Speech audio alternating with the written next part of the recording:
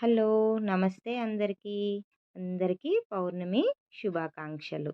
ఈరోజు మనం వెళ్తున్న టెంపుల్ చాలా చాలా ఫేమస్ అయిన టెంపుల్ అండి. ఇది హైదరాబాద్‌లో శంకర్పల్లి దగ్గరలో ఉన్న బ్రహ్మసూత్ర మరకత శివలింగం అనే టెంపుల్ అండి. శివయ్య టెంపులు. సో, మేము ఈరోజు మార్నింగే దర్శించుకోవడానికి ఆ టెంపుల్‌కైతే వెళ్తున్నాము. ఇక్కడ మనకి రూట్ మ్యాప్ అయితే ఉంటుందండి. ఆ టెంపుల్‌కి వెళ్ళడానికి. కొంచెం విలేజ్‌లో ఉంటుంది ఇది.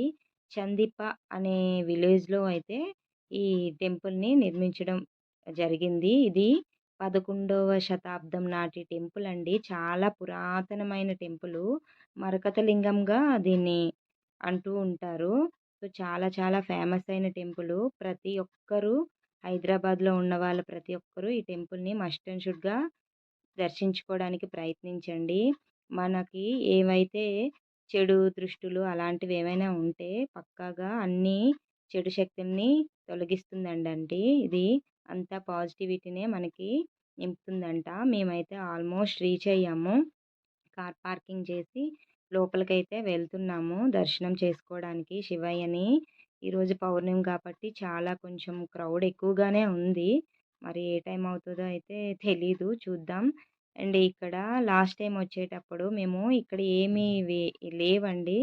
ఈరోజు పౌర్ణమి గనక ఈ షాప్స్ అన్నీ ఉన్నాయి. క్రౌడ్ కూడా ఎక్కువగా ఉంది అని అంటున్నారు.